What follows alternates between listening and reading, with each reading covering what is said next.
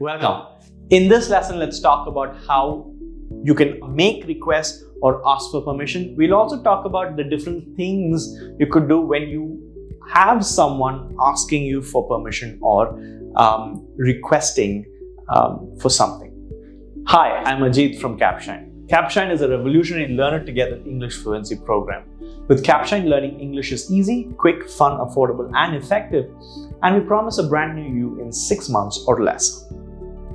So, what do you mean by making requests?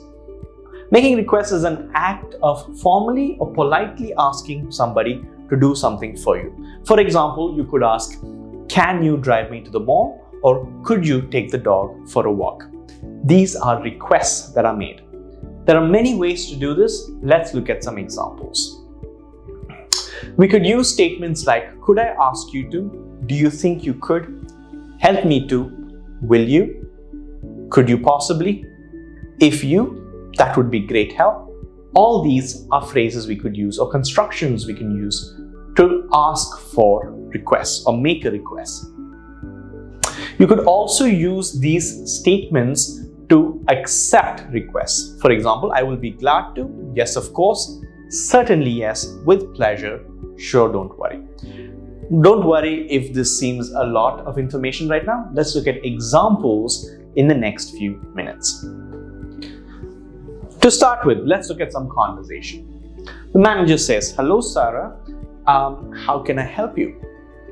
Well, Sarah says, "Could you possibly order some more office supplies, please?"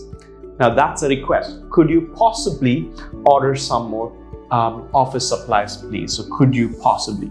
It's a great way to ask for a request. And the manager says, "Certainly." Dia says, "Hi Arun, if you could take me to the dentist, it would be great help." And the response, "Sure Dia, I'll be glad to." So as the construction goes, if you could take me to, it would be a great help. Notice the construction and the response is, "Sure, I'll be glad to."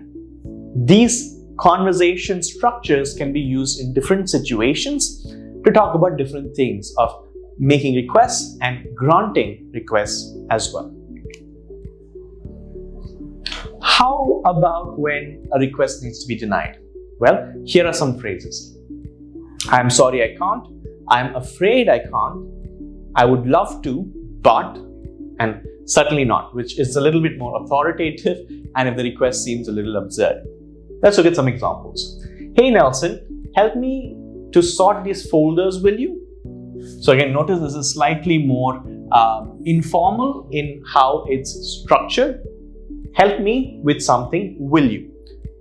And your response is, "I am afraid I can't as I have an appointment with a customer." So "I'm afraid I can't" is your response denying the request, and you give an explanation to make sure you don't come off as impolite. So giving an explanation when you say no can help soften the blow. A good idea is to also watch a YouTube video on how to say no politely, and that falls in line in the same sort of usage and context as what we're looking at right now. Nitya says, "Hi Sejal, do you think you could pick my sister up from the airport?" So "do you think you could?" And it's a request that she's making. So I'll say, "Hey Nitya, I would really like to," says that you would want to, but you can't, but I just don't have the time for it.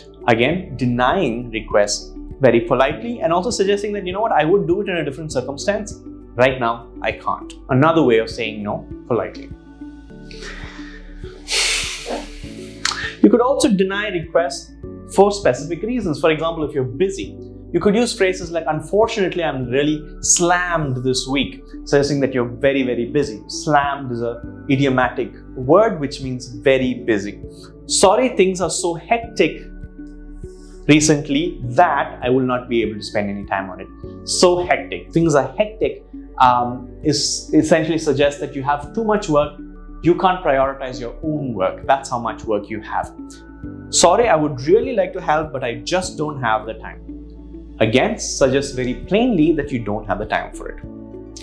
What if you're not able to or you're unwilling to? Let's look at some phrases. It would be better if you would ask someone else to help you with it. So as in that maybe you're not interested or you're not willing to do it.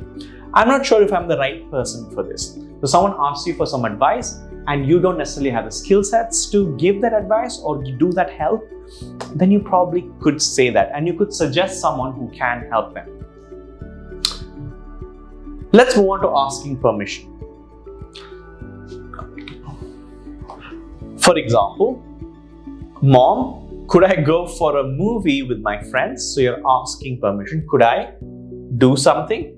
Notice the usage. And may I come in? If you're a student in school, may I come in? You ask your teacher for permission. So here are some more statements used for asking for permission. Can I? Could I? Do you think I could? Is it okay if I? And whatever you want to do. May I? Would it be all right if? So can I come in? Could I have a glass of water? So that is actually also asking for something. But could I, let's say, could I take a break in 5 minutes? That's asking for permission. Do you think I could take the day off tomorrow? Asking for permission. Is it okay if I? Asking for permission in context of, is it okay if I submitted this assignment next week, right? In context of college or school. May I use the restroom, right? So you're asking for permission. Would it be all right if I don't know, wrote my exam from home, for instance?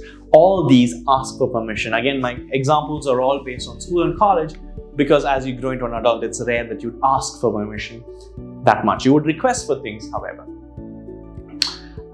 You could also give permission. If you're older or if you're with people who need to be given permission, you could give permission the following ways. Sure, no problem. Go ahead. Yes, feel free to. Yes, that's fine by me. Yes, of course. You could also deny permission by using the following phrases. I'm afraid that's not possible. Unfortunately, I need to say no.